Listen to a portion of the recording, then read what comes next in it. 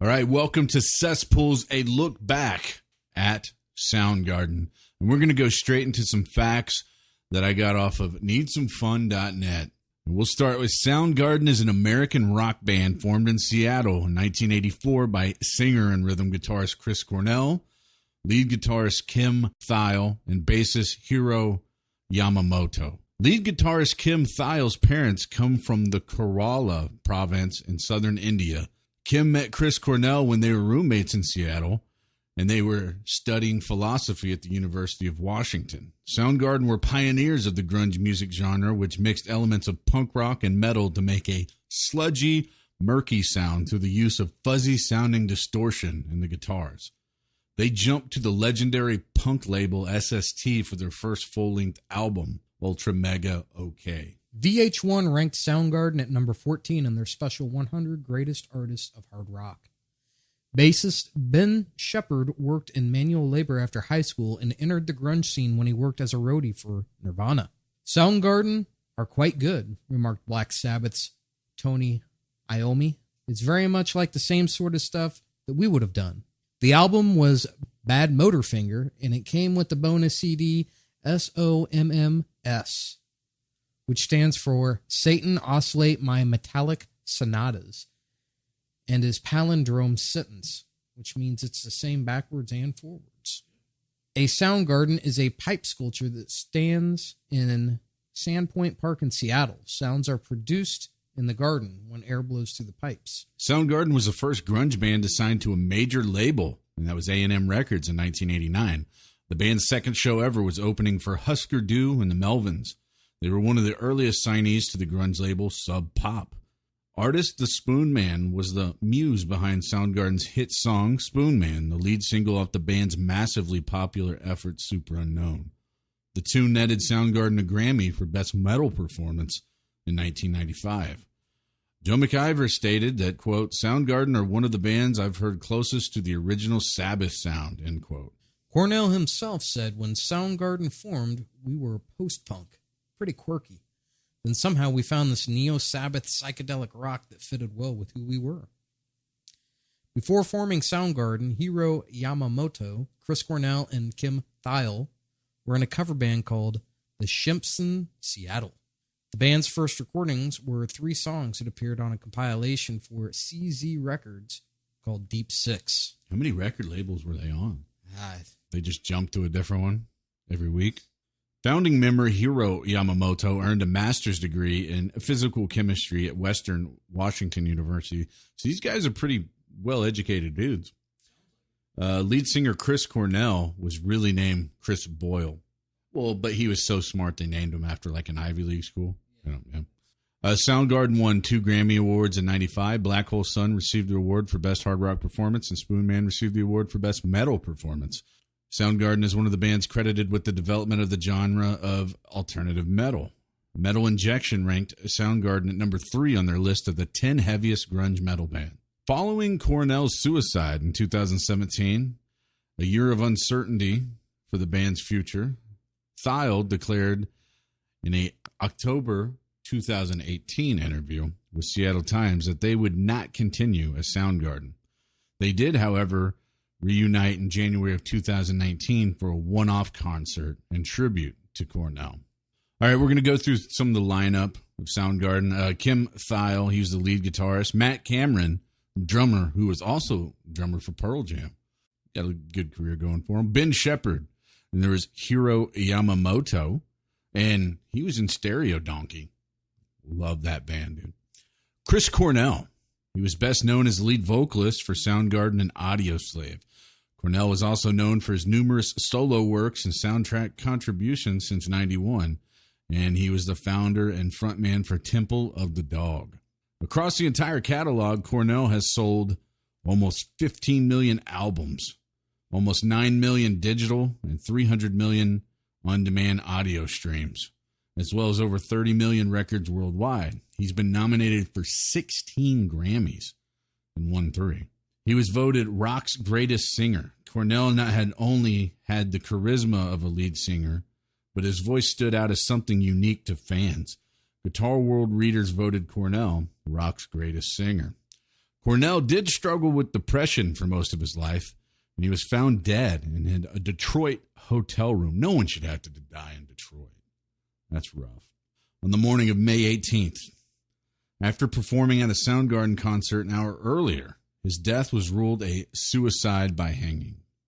He was lying on the floor with an exercise band around his neck and blood in his mouth. Following his death, the sales and streams of Cornell's discography grew by more than 550% from the week prior to his death. On platforms like Spotify, Apple Music, and Pandora, his songs were streamed almost 33 million times during the week he died. The charting week prior to that, his tracks were played 5 million times. That same week, 38,000 copies of his albums were sold, which represented almost a 2,000% gain in purchases. The week before his death, only 2,000 were sold. It's just kind of typical what happens, though. Other members, Scott Sundquist and Jason Everman. And Everman played guitar with Nirvana, bass, and Soundgarden, and Old. He later served tours in Iraq, Afghanistan with the U.S. Army. He's an Army Ranger and Green Beret. Now, we're going to get into the discography, and all the reviews we read are going to be from Rate Your Music. Ultra Mega OK is the debut studio album by Soundgarden. It was released October 31st of 1988. Here's some reviews. Soundgarden are a great band, but this album is terrible.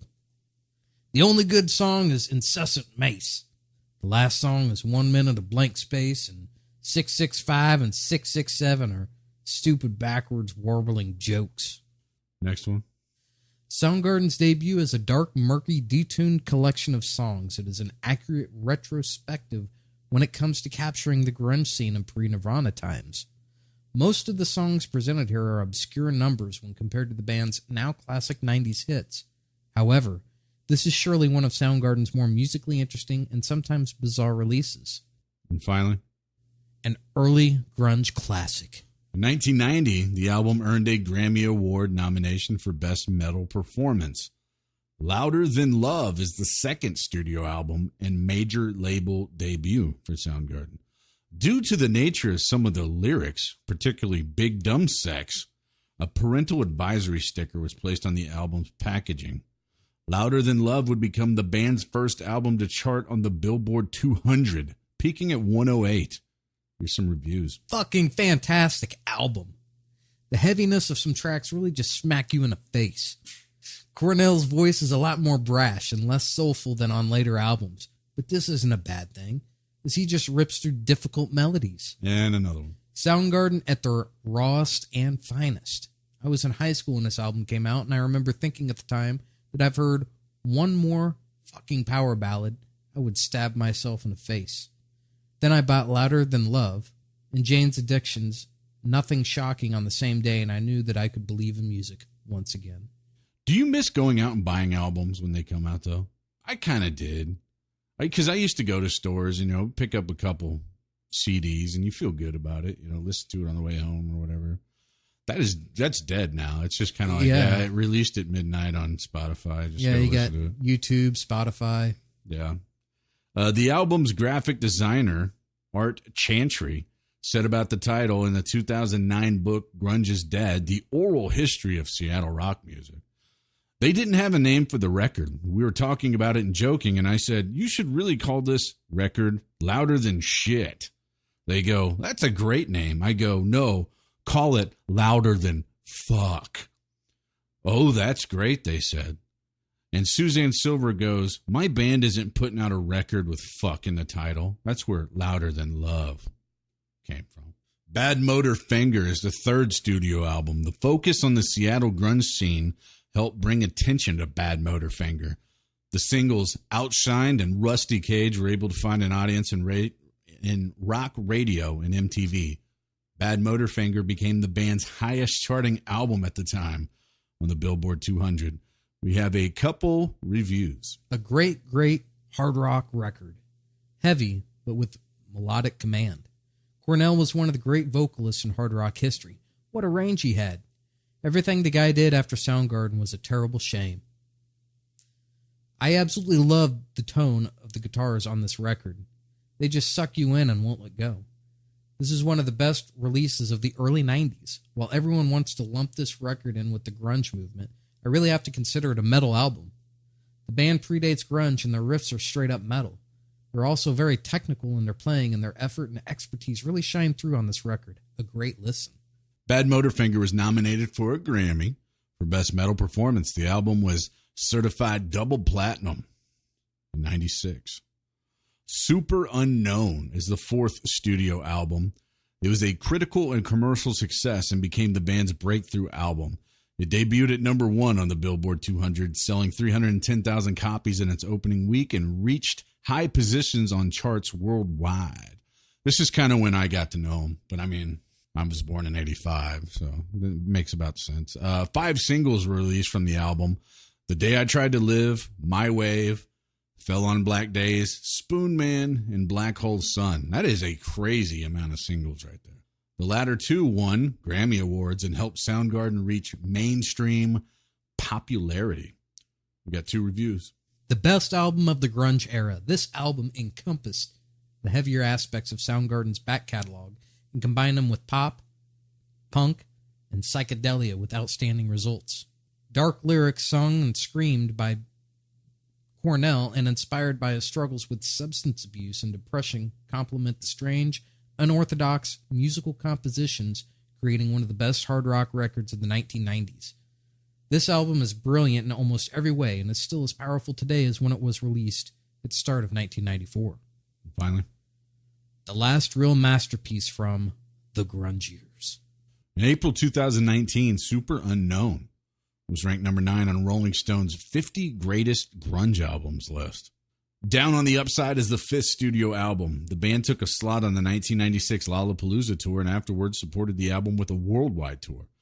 Down on the Upside would end up becoming Soundgarden's final studio album for 16 years, as tensions within the band led to its breakup in April of 97. The album has sold 1.6 million copies in the United States. Tensions continued to increase, and when asked if the band hated touring, Cornell said, "We really enjoy it to a point, and then it gets tedious because it becomes repetitious. You feel like fans have paid their money and they expect you to come out and play them your songs like the first time you ever played them. That's the point where we hate touring." The band was criticized for its lack of energy while performing. Cornell said that after a number of years, you start to feel like you're acting. All those people who criticize us for not jumping around should shut the fuck up. And when they come to our shows, they should jump around and entertain us for a while. Sounds humble. We got 1 review. Down on the Upside is a flop. Having to follow up the commercial success of Super Unknown was an unenviable task. I could do without everything other than Pretty Noose, Burden in My Hand, Blow Up the Outside World, and Never the Machine Forever. Badmotorfinger is my favorite Soundgarden recording. It's heavy as hell, which suits Chris Cornell's vocals, and there's good songs that aren't blatant attempts at making a hit. At least Soundgarden knew when to call it quits. They could have done like the Stone Temple Pilots and made progressively worse pop rock. Yeah, another review. This is an alright album. Neither as hard or heavy as their previous records. It also isn't quite as good.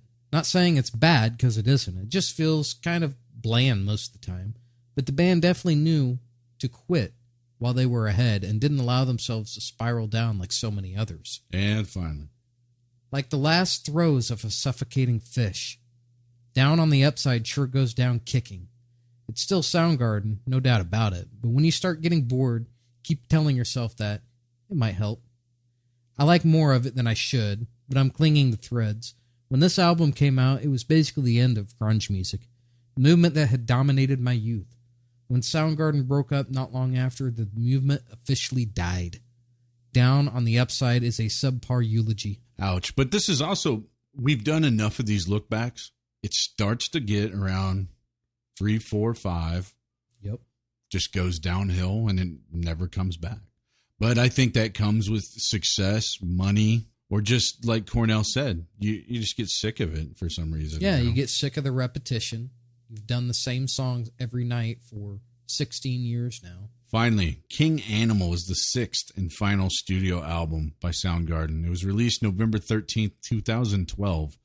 we go straight into really long reviews, and there's 3 of them. Soundgarden continues the trend of success grunge-era reunion albums following Alice in Chains and Smashing Pumpkins with a storming, consistent, hard-rocking album. Whilst it isn't anything new, all they needed to prove here is that they can still recapture their great sound and rock out like they haven't been away. And I think they've done that. Those creepy, spindly riffs are back in full force, and Cornell has even stepped up his vocals in comparison to his last few projects, adding a mixture of bluesy wails, powerful screams, and old high school high-pitched squawks. If I could describe Soundgarden in one word, it would be annoying. Chris Cornell's singing has always just irritated me. The high notes are so strained, it's like he's an actor chewing the scenery in the production of The Biggest Ham. Despite that, I was willing to put those biases aside for King Animal. After all, this is the first album from the local boys of Seattle in over a dozen years. When I first heard Super Unknown, I thought to myself, this is an album I'll hear many, many times in my life, even though I don't care all that much for that album. I don't care much for this album either. The strained singing is still here. It's still a production of The Biggest Ham. Maybe if I learned to mute Chris Cornell completely, then I could enjoy more music by Soundgarden. The instrumentals. He loves the instrumentals. Holy shit. All right, last review. History is littered with bands who have cast a poor light on their legacy by either flogging a dead horse or making an ill-advised comeback. King Animal is neither one of these things, and a very clear reminder that Soundgarden are as unique and relevant today as they were 15 years ago. Soundgarden's final studio album to be released before the death of frontman Chris Cornell in 2017 and the subsequent dissolution of the band. That's it for Soundgarden.